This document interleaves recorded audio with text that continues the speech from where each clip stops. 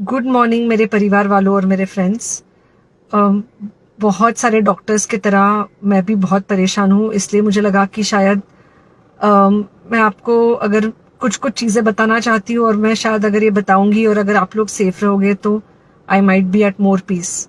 जैसे आपको सबको पता है कि बॉम्बे की हालत तो बहुत ख़राब है और धीरे धीरे बहुत सारे शहरों की और बहुत सारे स्टेट्स इवन टाउन्स की हालत ख़राब होते जा रही है।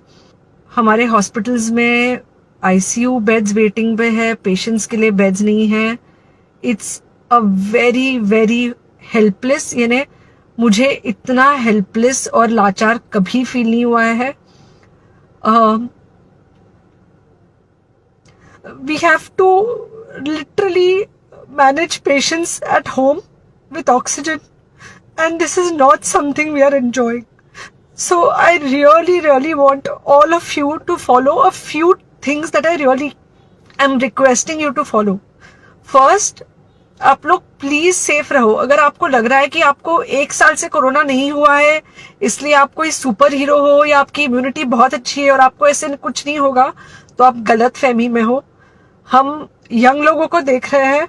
आई mean we have a 35-year-old who's on the ventilator and we are not able to help people now. So we do not want, we really don't want any of you to be in that situation. So sorry,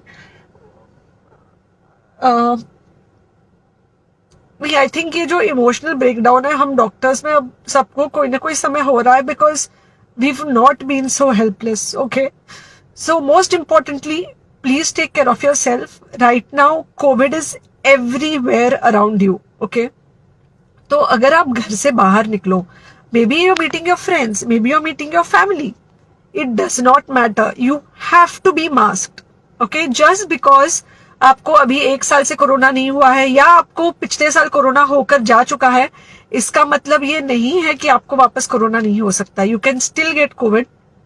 तो please keep your self very well masked at all times. Mask सिर्फ इधर नहीं, mask पूरा नाक से पूरा यहां तक होना चाहिए। दूसरी बात, अगर आपको कुछ होता है, अगर आपको बुखार आता है या कुछ होता है, पैनिक मत होइए। Do not get unneeded investigations done. Get in touch with me obviously immediately. And most importantly, आपके जो फ्रेंड्स है या कोई भी है उनको बोलो पैनिक में होकर एडमिट ना हुए हॉस्पिटल में। फिलहाल जो सिचुएशन है वो ऐसी है कि बहुत सारे हॉस्पिटल्स में स्टेबल पेशेंट्स एडमिट हो रहे हैं और बहुत सारे लोग जिनको एक्चुअली ऑक्सीजन की जरूरत है उनके लिए हमारे पास बेड नहीं है। So please leave beds for people who actually need it.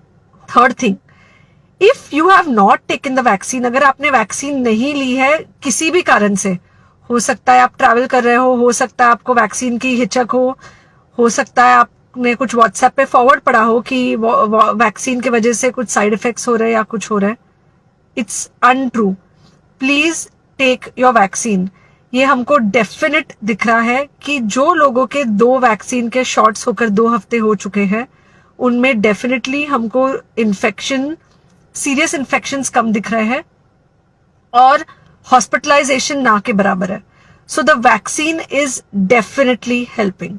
Okay, and बस घर पे रहो। आप कुछ हफ्तों तक सिर्फ घर पे रहो जब तक हम ये सिचुएशन ऐसे हैंडल कर सके कि हम एटलीस्ट कुछ हो जाए तो हम हॉस्पिटल में पेशेंट्स को ले सके। फिलहाल हालत ऐसी है कि डॉक्टर्स और डॉक्टर्स के रिलेटिव्स को भी नहीं मिल रहा है बेड। तो आप सोचिए कि it's an absolutely helpless situation. Okay, I think अगर हम सब इतना ध्यान रखेंगे we will definitely come through this second wave very well. Okay, and then we will have to work on not allowing a third wave. So third wave का हम बाद में सोचेंगे, वो तो नहीं आना चाहिए, पर जो ये सेकेंड वेव है इससे हमको कोई भी हालत में एकदम सेफली निकलना है।